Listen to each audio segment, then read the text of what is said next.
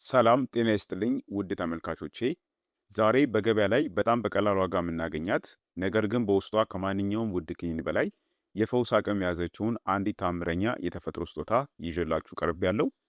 እሷም የሰሊጥ ፍሬ ናት። ብዙዎቻችን ሰሊጥን ለዳቦ ማጣፈጫነት ብቻ ልንጠቀመው እንችላለን። ነገር ግን ይህቺ ትንሽ ፍሬ መላውን የሰውነታችንን ጤና በአዲስ አብዮት የመቀየር አስደናቂ አቅም እንዳላት ታውቃላችሁ? ይሁን እንጂ ይህንን ሁሉ ጥቅም ለማግኘት ሰሊጥን የምንጠቀምበትና የምናዘጋጅበት መንገድ ወሳኝ ሚና አለው። ብዙዎቹ ትክክለኛውን መንገድ ባለማወቃቸው ብቻ ሰሊጥን በስህተት እየተመገቡ ጥቅሙን ሙሉ በሙሉ በከንቱ ያባክኑታል። ስለሆነም ዛሬ በዚህ ቪዲዮ የሰሊጥ አስደናቂ የጤና ጥቅሞችና ትክክለኛ አጠቃቀሙን እናም የሰሊጥን ንጥረ ነገር 100% ወደ ደማችን ለማስገባት ልንከተላቸው የሚገባን ሳይንሳዊ የአዘገጃጀት ሚስጥርን በጥልቀት እንመለከታለን። ራሳችሁን ከሆስፒታል ምልልስና ከክኒኖች ብዛት ለመታደግ ቪዲዮውን እስከ መጨረሻው ድረስ በትዕግስት እንድትከታተሉኝ ጋብዛችኋለሁ። መልካም ቆይታ ይሆንላችሁ። ሰሊጥ በሰው ልጅ ታሪክ ውስጥ በምግብነትና በሕክምና መፍትሄነት ጥቅም ላይ ከዋሉ ጥንታዊ የቅባት እህሎች መካከል ቀዳሚውን ስፍራ ይዛል። ይህቺ ፍሬ በመጠን እጅግ አነስተኛ ብትሆንም በውስጧ ግን አጥንትን የሚገነቡ ማዕድናት፣ ደምን የሚያድሱ ቫይታሚኖች፣ የአንጀት ጤናን የሚጠብቁ ፋይበሮችና ልብን የሚጠብቁ ጤናማ ተፈጥሯዊ ቅባቶች በከፍተኛ መጠን ታጭቀው ይገኙበታል። በየቀኑ አንድ ማንኪያ ማለትም 15 ግራም ሰሊጥን ስንመገብ የምናገኘው የንጥረ ነገር መጠንና ዕለታዊ ፍላጎታችንን ስንመለከት ካልሽየም ከ15 እስከ 18% በዕለት የሚያስፈልገንን፣ አይረን ከ12 እስከ 15%፣ ማግኒዥየም ከ12 እስከ 14% በዕለት የሚያስፈልገንን፣ ኮፐር ከ35 እስከ 40% በዕለት የሚያስፈልገንን፣ ዚንክ ከ10% በላይ በዕለት የሚያስፈልገንን፣ ማንጋኒስ 15% በዕለት የሚያስፈልገንን፣ ቫይታሚን ቢ1 ከ10% እስከ 12% ዕለታዊ ፍላጎታችንን፣ ቫይታሚን ቢ6 ከ5 እስከ 8% ዕለታዊ ፍላጎታችንን፣ ቫይታሚን ኢ ከ8 እስከ 10%፣ ፋይበር ከ7 እስከ 9%፣ የእጽዋት ፕሮቲን 3 ግራም ገደማ ይይዛል። እንዲሁም ደግሞ ጤናማ ቅባቶችን እስከ 7 ግራም ገደማ ይይዛል ማለት ነው። እንግዲህ እነዚህ ሁሉ ንጥረ ነገሮች በአንድ ማንኪያ ማለትም በአንድ የሾርባ ማንኪያ ሰሊጥ ውስጥ የምናገኛቸው እጅግ አስገራሚ የንጥረ ነገር ክምችት ናቸው ማለት ነው። ስለሆነም ይህች ፍሬ በትክክለኛው መንገድ ስትወሰድ በሰውነታችን ላይ የምታመጣቸውን አስደናቂ የጤና ጥቅሞችን አሁን በመቀጠል እንመልከት። አንደኛ፣ ለአጥንት ለጥርስና ለመገጣጠሚያዎች ጥንካሬ ይሰጣል። ሰሊጥ በተፈጥሮ ከላም ወተት ይልቅ እጅግ በላቀ ሁኔታ ከፍተኛ የካልሽየም ክምችት ያለው ድንቅ የአጥንት ምግብ ነው። በየቀኑ አንድ ማንኪያ ሰሊጥን በትክክለኛው መንገድ ስንወስድ ዕለታዊ የካልሽየም ፍላጎታችንን እስከ 18% ይሸፍናል። ካልሽየም ብቻ ሳይሆን አጥንት ካልሽየሙን ጠብቆ እንዲያቆይ የሚያግዘው ማግኒዥየምና ፎስፈረስን በውስጡ በከፍተኛ መጠንም ይገኛሉ። ይህም አሰራር በተለይ እድሜያቸው እየገፋ በሄደ ቁጥር አጥንታቸው በቀላሉ ለሚሰበርና እንዲሁም ለሚሰነጣጠቅ ሰዎች ማለትም ለኦስትሮፖሮሲስ የተጋለጡ ሰዎች እንዲሁም የጥርስ መበስበስ ለሚያስቸግራቸው ድንቅ መፍትሄ ነው። በተጨማሪም በመገጣጠሚያዎች መካከል ያለውን የተፈጥሮ ማለስለሻ ፈሳሽ ማለትም ሳይኖቪያል ፍሉድ እንዲመነጭ በማድረግ የጉልበትና የጀርባ ቁርጥማትን በአጭር ጊዜ ውስጥ ያስታግሳል። ሁለተኛ፣ ስር የሰደደ የደም ማነስን ይከላከላል። ሰሊጥ በውስጡ ከፍተኛ መጠን ያለው አይረንና ኮፐር ማዕድናትን ይዟል። አይረን በደማችን ውስጥ ኦክሲጅንን ወደ መላው አካላችን የሚያጓጉዘው ሄሞግሎቢን ለማምረት ዋነኛው ጥሬ ዕቃ ሲሆን፣ ኮፐር ደግሞ ሰውነታችን አይረኑን በቀላሉ ከምግብ ውስጥ ሰባብሮ እንዲመጠው ያግዘዋል። ሰሊጥን በትክክለኛው መንገድ ስንመገበው እነዚህ ሁለት ማዕድናት በቀጥታ ወደ አጥንታችን መቅኔ በመሄድ አዳዲስ ቀይ የደም ሴሎች እንዲመረቱ ያደርጋሉ። ይህም በተለይ በሴቶች በእርጉዞችና በሕፃናት ላይ በብዛት የሚስተዋለውን ስር የሰደደ የድካም ስሜት፣ ራስ ምታት፣ የሰውነት መዛል፣ የምግብ ፍላጎት መዘጋትና የደም ማነስ ችግርን በተፈጥሮ መንገድ ይፈውሳል። ሶስተኛ፣ የልብና የደም ቧንቧዎችን ጤና ይጠብቃል። ሰሊጥ ለልባችን ታማኝ መከላከያ ጋሻ ነው። ሰሊጥ 100% ከኮሌስትሮል ነፃ የሆነ ምግብ ከመሆኑም በላይ በውስጡ ሴሳሚንና ሴሳሞሊን የተባሉ ልዩ ጤናማ ቅባቶችና አንቲኦክሲደንቶች ይገኛሉ። እነዚህ ውህዶችም ወደ ደም ሲቀላቀሉ በደም ቧንቧዎች ግድግዳ ላይ ተጣብቀው የደም ዝውውርን የሚያውከውን መጥፎ ኮሌስትሮል የማሟሟትና የማስወገድ ከፍተኛ አቅም አላቸው። በተጨማሪም በውስጡ ያለው ማግኒዥየም የደም ቧንቧዎችን ጡንቻዎች በማጽናናት ጠባብ የነበሩ የደም ቧንቧዎች እንዲሰፉ ያደርጋል። ይህም ሂደት ልባችን ያለምንም ከባድ ጫናና ስቃይ ደምን ወደ መላው አካላችን እንድትረጭ የሚያግዝ ሲሆን ድንገተኛ የልብ ድካም እናም የደም ግፊትን በአስተማማኝ ሁኔታ ይከላከላል። አራተኛ፣ የደም ስኳር መጠንን ቀኑን ሙሉ በተመጣጣኝ ሁኔታ ያረጋጋል። ሰሊጥ በደማችን ውስጥ ያለውን የስኳር መጠን ቀኑን ሙሉ በተመጣጣኝ ሁኔታ እንዲቆይ የማድረግ አስደናቂ ሳይንሳዊ ምስጢር አለው። ሰሊጥ የእጽዋት ፕሮቲንና የጤናማ ቅባቶች ክምችት ስላለው ከምግብ በኋላ በደማችን ውስጥ ያለው ስኳር ድንገት ሰማይ ጥግ እንዳይደርስ የመክታት ኃይል አለው።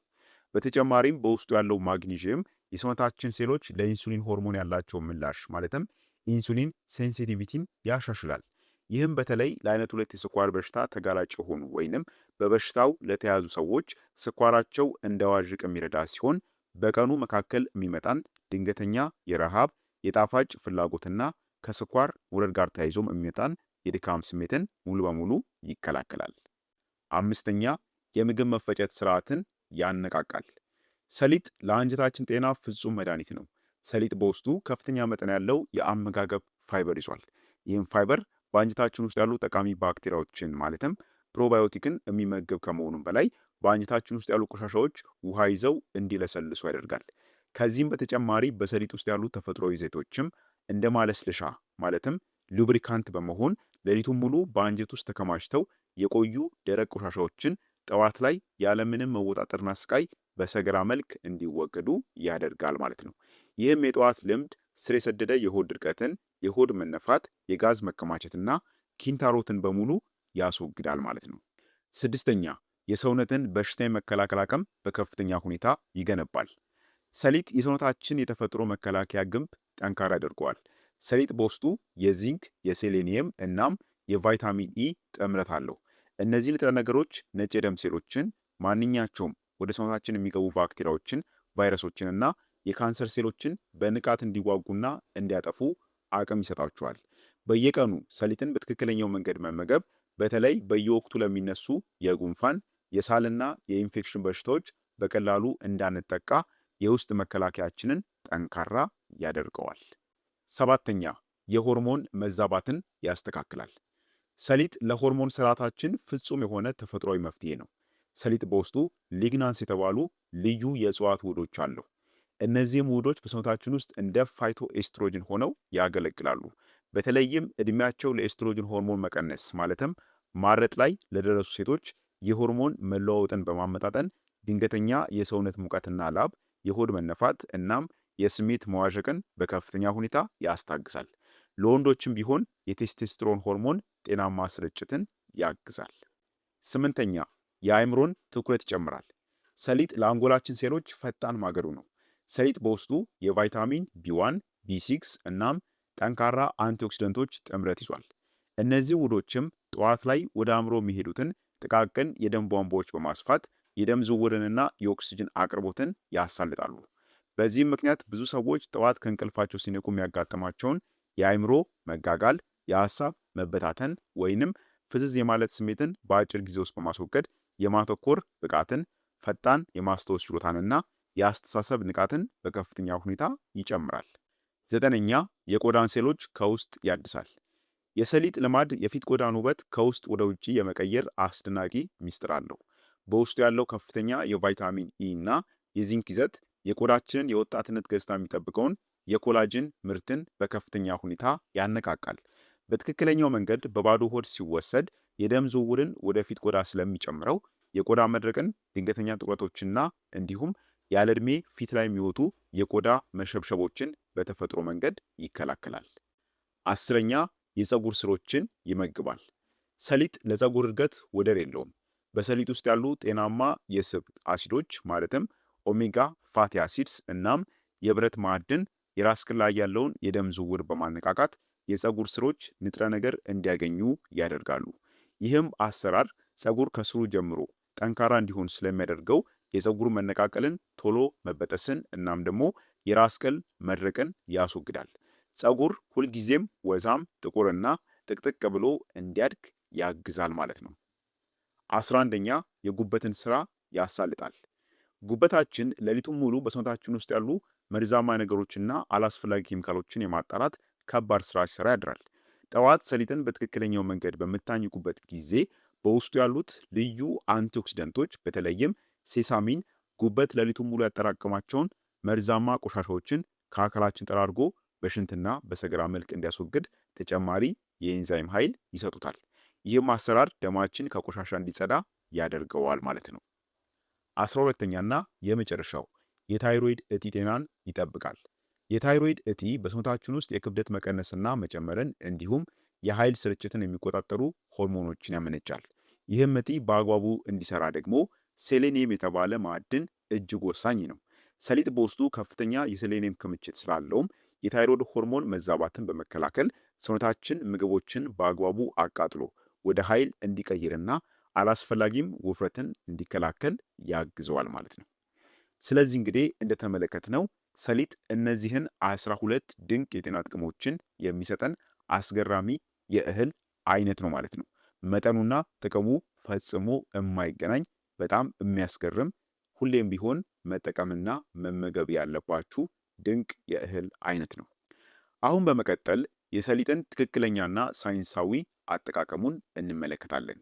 እንግዲህ እነዚህ ሁሉ አስደናቂ ጥቅሞችን በአንድ ላይ ለማግኘት ሰሊጥን የምንጠቀምበት መንገድና የምናዘጋጅበት ስርዓት ትክክለኛ ሊሆን ይገባል። ብዙ ሰዎች ሰሊጥን ጥሬውን ገዝተው በቀጥታ ይመገቡታል። ይህ ግን ትልቅ ስህተት ነው። በሰሊጥ ውጫዊ ሽፋን ላይ ፋይቲክ አሲድ እና ኦክሳሌት የተባሉ የተፈጥሮ ንጥረ ነገሮች ወይንም ውህዶች ይገኛሉ። እነዚህ ውህዶችም በሰሊጥ ውስጥ ያሉትን ውድ ማዕድናት እንደ ካልሽየም እና ዚንክ ያሉትን ጨጓራችን በቀላሉ እንዳይመጣቸው ያግዱታል። ስለዚህ የሰሊጥን ሙሉ የፈውስ አቅም ለማግኘት 3 ምርጥ የአጠቃቀም መንገዶች አሉ። አንደኛ፣ ሰሊጡን ለ6 ወይንም ለ8 ሰዓታት ያክል በውሃ ዘፍዝፎ መመገብ። ሰሊጥን ለመመገብ ቁጥር 1 እና ከሁሉ በላይ የሚመክረው ትክክለኛው መንገድ ዘፍዝፎ መመገብ ነው። ሰሊጡን ማታ በውሃ ዘፍዝፋችሁ ታሳድሩትና ጠዋት ውሃውን አፍስሳችሁ መመገብ ማለት ነው። ሰሊጡን ማታ በውሃ ዘፍዝፋችሁ ስታሳድሩት ፋይቲክ አሲዱ ከውስጡ ይወገዳል፣ ወደ ውሃው ይሄዳል ማለት ነው። ከዚያም ውሃውን አፍስሳችሁ ታስወግዱትና ሰሊጡን ብቻ ትመገባላችሁ ማለት ነው። ይህ የመጀመሪያው ትክክለኛ መንገድ ነው። ልክ አብሽን እንደምትመገቡት ማለት ነው። ሁለተኛ ደግሞ ሰሊጡን በመጠነኛ ሙቀት በጥቂቱ መቁላት ነው ወይም ደግሞ ማብሰል። መዘፍዘፍ ካልተመቻችሁ ወይንም ደግሞ ጣዕሙን የምትፈልጉት ከሆነ ሁለተኛው መንገድ በጥቂቱ በትንሽ እሳት ቆልታችሁ መመገብ ነው። ሰሊጡን በጣም ዝቅተኛ ሙቀት ባለው ምጣድ ላይ ለ2 ወይንም ለ3 ደቂቃ ብቻ በጥቂቱ ማሞቅ ወይንም መቁላት ፋይቲክ አሲዱን ይሰባብረዋል። ነገር ግን እንዳያር መጠንቀቅ ይኖርባችኋል። ሶስተኛው ደግሞ በሚገባ ሰሊጥን አኝኮ መመገብ ነው። የተዘፈዘፈውን ወይንም በትንሹ የተቆላውን ሰሊጥን ወደ አፋችሁ በምትጨምሩበት ጊዜ ያለምንም መቸኮል በጥርሳችሁ በሚገባ መፍጨትና ማላመጥ አለባችሁ። የሰሊጥ ፍሬ ውጫዊ ገጽታው በጣም ጠንካራ በመሆኑ በጥርስ በሚገባ ሳይደቅ ዝም ብሎ ከተዋጠ ጨጓራችን ሊሰባብረው አይችልም። ስለዚህ በአፍ ውስጥ ወደ ፈሳሽነት እስኪቀየር በሚገባ ማኘክ ወሳኝ የሆነ ሚስጥር ነው ማለት። ስለዚህ ሰሊጥን ስትመገቡ እነዚህን 3 ወሳኝ መንገዶችን ፈጽሞ መርሳት የለባችሁም። አሁን ደግሞ በመቀጠል ልንጠነቀቅባቸው የሚገቡ ወሳኝ ነጥቦችን እናያለን። ምንም እንኳን ሰሊጥ የተፈጥሮ መድኃኒት ቢሆንም ማንኛውም ነገር ከመጠን በላይ መውሰድ ጉዳት እንዳለው ሁሉ እዚህም ላይ ልናውቃቸው የሚገቡ የጥንቃቄ ነጥቦች አሉ። አንደኛው ምንድነው? ትክክለኛው መጠኑን ማወቅ ነው። በየቀኑ የሚመከረው ትክክለኛው መጠን 1 የሾርባ ማንኪያ ወይንም ወደ 15 ገደማ የሚሆን ሰሊጥ ብቻ ነው። ከመጠን በላይ መውሰድ ለሆድ መረበሽ ወይንም ለተቅማጥ ሊዳርጋችሁ ይችላል። ስለዚህ 1 የሾርባ ማንኪያ ከተመገባችሁ በቂ ነው። በሁለተኛ ደግሞ የኩላሊት ጠጠር ታሪክ ላለባቸው ሰዎች፣ ቀደም ሲል በኩላሊት ጠጠር ህመም ተጠቅተው የሚያውቁ ሰዎች ሰሊጥን ከመመገባችሁ በፊት ሁልጊዜ በውሃ ውስጥ ዘፍዝፈው ኦክሳሌቱን ማስወገድ ይኖርባቸዋል። ቅድም እንዳልኳችሁ የሰሊጥ የውጭኛው ክፍል ኦክሳሌት የሚባል ንጥረ ነገር አለው። ፋይቲክ እና ኦክሳሌት አለው። ኦክሳሌት ደግሞ ለኩላሊት ጠጠር ዋነኛ መንስኤ ስለሆነ ዘፍዝፈው መመገብ ይኖርባቸዋል ማለት ነው። በተለይ የኩላሊት ጠጠርና የኩላሊት ህመም ያለባቸው ሰዎች ማለት ነው። በሶስተኛ ደግሞ አንዳንድ ጊዜ አለርጂ ሊኖር ስለሚችል አለርጂ ላለባቸው ሰዎች ነው።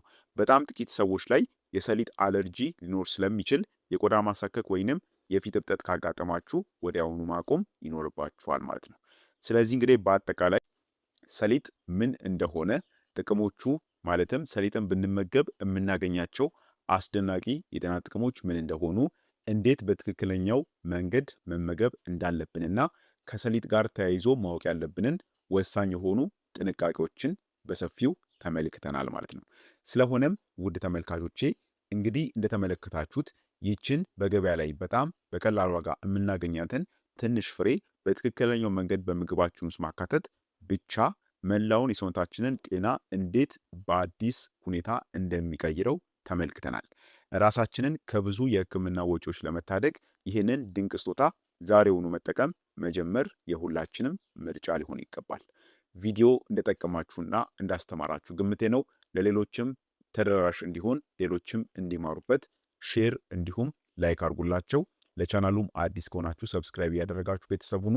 በጣም ጠቃሚና የሚያስፈልጋችሁን የጤና ቪዲዮዎችን ታገኙበታላችሁ። ለዛሬ የነበረን የጤና ቪዲዮ ይህን ይመስል ነበር።